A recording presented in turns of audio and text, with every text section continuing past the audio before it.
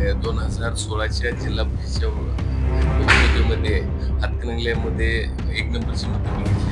अंतर्गत कलहामुळं आम्ही त्या आघाडीमधून बाहेर पडलो आणि ह्यावेळची भूमिका प्रामुख्याने माझ्या स्वतःच्या आघाडीच्या माध्यमातून किंवा सर्व माझ्या सहकाऱ्यांना घेऊन समविचारी लोकांच्या बरोबर आघाडी करून आम्ही सर्वच्या सर्व 17च्या 17 जागा लढवण्याच्या मानसिकतेत आहे. नव्यानं नगरपंचायत अस्तित्वात आल्यानंतर जो शासनाकडून निधी यायला हवा होता, तो एक सामान्य कार्यकर्ता म्हणून एका पक्षाचा मी प्रतिनिधित्व केलेला माणूस आहे, म्हणून मला जो वाटला तो निधी अतिशय तोडका आला. त्यानंतर राहिला प्रश्न क्रीडा संकुल हे हातकणंगल्यामध्ये होणार आहे, त्याबद्दल काही किंमत असायचं कारण कोणाचंही नाही. हे आहे गोकुळचं श्रीखंड, अगदी जिभेवर रेंगाळणार. जिभेवरच नाही तर मनावरही रेंगाळणार. गोकुळ श्रीखंड, मनावर रेंगाळणार.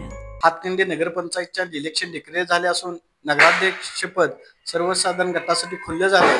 आज आपल्या समवेत आहेत सोनाली उद्योग समूहाचे प्रमुख, हातकणंगल्याचे माजी सरपंच, वडगाव बाजार समितीचे संचालक संदीपजी कारंडे. साहेब नमस्ते. हातकणंगल्याच्या राजकारणात आपले चांगलं वलय आहे. आजपर्यंत आपण सरपंच पदापासून मला वाटते मार्केट कमिटीच्या संचालक पदापर्यंत, तसंच गेल्यावेळी झालेल्या लोकनियुक्त नगराची पदासाठीही आपण मोठ्या प्रमाणात लढाई केली. नेमकी हातकणंगल्याच्या यावेळची भूमिका आपली काय असणार? प्रामुख्यानं मी त्यामध्ये एक मुद्दा तुमचा राहिला. मी 2016च्या जिल्हा परिषदेच्या निवडणुकीमध्ये हातकणंगल्यामध्ये एक नंबरची मतं मी घेतलेली. मी जरी थोडक्या मतामध्ये पराभूत झालो असेल, पण हातकणंगले जिल्हा परिषद मतदारसंघाचं मी त्यावेळी 2 नंबरचं नेतृत्व काँग्रेस पक्षाच्या माध्यमातून केलं होतं. त्यानंतर मी पक्षातून बाहेर पडले. त्यानंतर गतवेळच्या निवडणुकीमध्ये आम्ही आघाडी करून निवडणूक लढलेली. त्या आघाडीच्या माध्यमातून आम्ही आमची सत्ता सुद्धा आलेली, उपनगराध्यक्षाचे बाकीचे उमेदवार. पण काही अंतर्गत कलहामुळं आम्ही त्या आघाडीमधून बाहेर पडलो आणि ह्यावेळची भूमिका प्रामुख्याने माझ्या स्वतःच्या आघाडीच्या माध्यमातून किंवा सर्व माझ्या सहकाऱ्यांना घेऊन समविचारी लोकांच्या बरोबर आघाडी करून आम्ही सर्वच्या सर्व 17च्या 17 जागा लढवण्याच्या मानसिकतेत आहे आणि त्याची आमची पूर्वतयारी सुरू झालेली आहे. लोकनियुक्त नगराध्यक्ष पदाच्या जागेसंदर्भात काय? आता तूर्त तरी आमच्याकडे उमेदवार आम्ही अजून विचार केलेला नाही, पण जर समविचारी पक्षाचा जर कोण उमेदवार चांगला असेल आघाडीच्या माध्यमातून, त्यासाठी आम्ही त्याला प्रमोट केलं, त्याच्यासाठी आम्ही त्याला प्रमोट करू. आणि जर कोण नसेल तर आम्ही तीही जागा आम्ही लढवण्याच्या मानसिकतेत आहे. हातकणंगल्याचे असणारे प्रलंबित प्रश्न, जनतेच्या असणाऱ्या समस्या, यावर आपण नेमकं काय सांगाल? हातकणंगल्यामध्ये आता प्रामुख्याने भरपूर प्रलंबित प्रश्न आहेत. जसा विकास आणायला पाहिजे होता गेल्या नगरपंचायतच्या माध्यमातून जो ओवापोह झाला, ग्रामपंचायतीची नगरपंचायत झाली, त्या मानानं कामं काय झालेली आहेत. रस्ते, गटर ह्या गोष्टी ग्रामपंचायतने पण केलेल्या होत्या. थोडक्या मानधन किंवा थोडक्या फंड्सच्या ह्याच्यामध्ये ग्रामपंचायतीनं अतिशय चांगल्या पद्धतीने कारभार केलेला. अनेक वर्ष अनेक गावातील माजी सदस्य असतील, माजी सरपंच असतील, त्यामध्ये प्रामुख्याने मी सुद्धा होतो. काय त्या सर्वांनी चांगल्या पद्धतीने ग्रामपंचायतचा हाकला, डेरा जो होता तो अतिशय चांगल्या पद्धतीने हाकला. पण गेल्या नव्यानं नगरपंचायत अस्तित्वात आल्यानंतर जो शासनाकडून निधी यायला हवा होता, तो एक सामान्य कार्यकर्ता म्हणून एका पक्षाचा मी प्रतिनिधित्व केलेला माणूस आहे, म्हणून मला जो वाटला तो निधी अतिशय तोडका आला. त्यासाठी स्थानिक लोकप्रतिनिधी असतील, सगळ्यांनी कोण कोणाच्या माध्यमातून कमी पडलं याची शहानिशा आता येत्या निवडणुकीत प्रत्येकजण बोलून दाखवेल. थोडक्यात आपण पदावर असताना लोकप्रतिनिधींनी आपल्याकडे दुर्लक्ष केलं असं म्हणायचं आहे का? असं काही नाही, प्रत्येकाचं आता वेगवेगळं मत असतंय. त्यामुळे विकास कुठला? हातकणंगल्याचा पाणी प्रश्न असू दे, घनकचऱ्याचा प्रश्न असू दे, किंवा हातकणंगल्याच्या रेल्वेच्या पुलाखाली साठणाऱ्या पाण्याचा प्रश्न असू दे, या बाबतीत आपण व लोकप्रतिनिधी का कमी पडताय?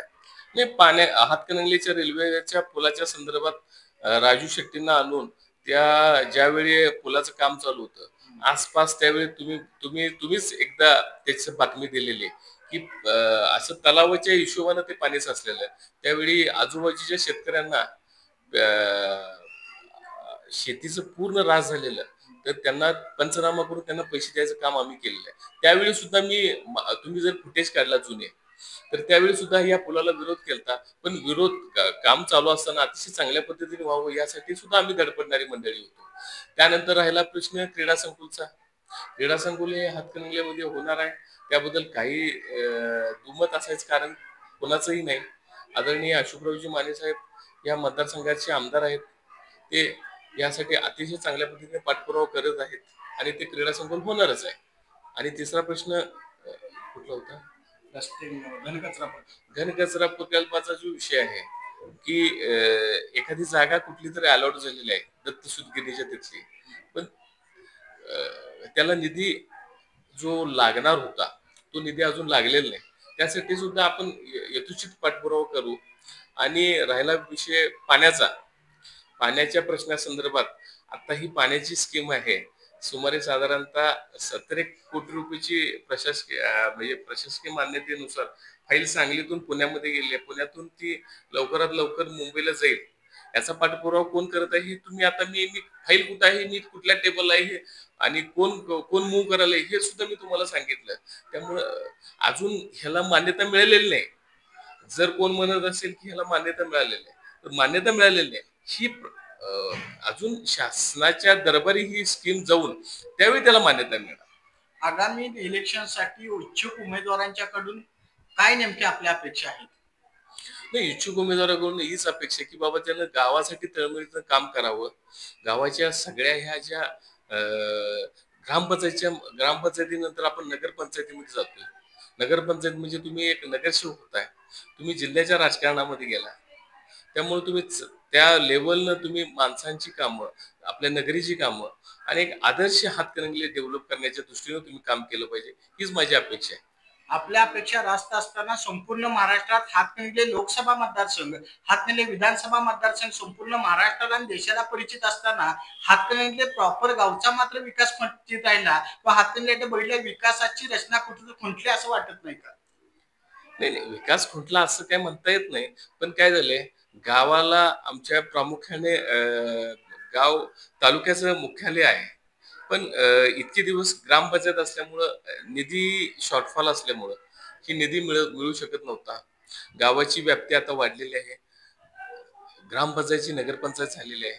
नगरपंचायतचे लवकरच जास्तीत जास्त निधी कसा आणावा शासन दरबारी राहून, मग वैशिष्ट्यपूर्ण योजना असेल, नगरोत्थान असेल, दलित वस्ती असेल, जिल्हा डीपीडीसीच्या विविध योजनेतून असेल, स्थानिक आमदार असतील, स्थानिक खासदार असतील, काय या सगळ्या माध्यमातून कसा जास्तीत जास्त निधी आपण या नगरपंचायतीला आणता येईल यासाठी आपण प्रयत्नशील राहू आणि मग त्यानुसारच आपण त्याचा विकास करू.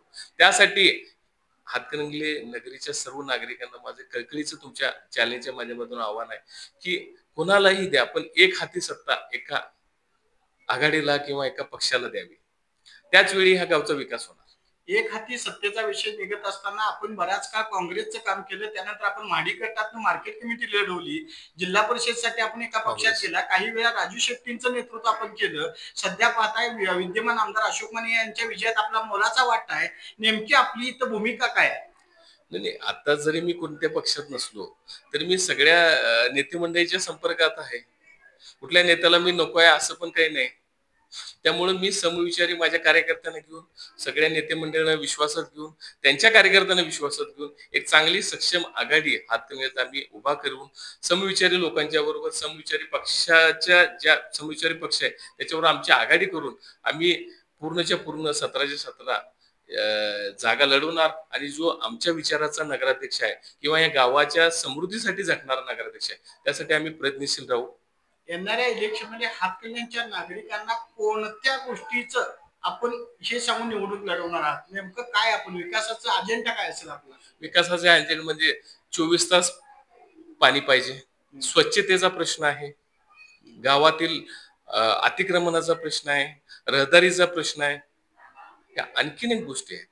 या सर्व गोष्टीचा हा रोडमॅप करून किंवा आपण आलेख तयार करून पुढच्या 5 वर्षामध्ये आपल्याला जास्तीत जास्त कसं काम करता येईल यासाठी आपण एक प्रोजेक्शन आपण हातकणंगल्याला देणार आहे आणि त्या दिशेनं आम्ही प्रोजेक्शन देऊन आम्ही सातत्यानं ही आघाडी आमची जी समविचार लोकांच्यावर असणार त्याचा आम्ही आमच्या आराखड्यामध्ये किंवा लोकांना देत असताना लोकांच्या दारात जात असताना आम्ही ही 5 वर्षात कामं करणार आणि नाही केली तर पुढच्या 25 आम्ही तुमच्या दारात येणार नाही ही याची ग्वाही देऊन आम्ही ह्या निवडणुकीमध्ये उतरणार आहोत.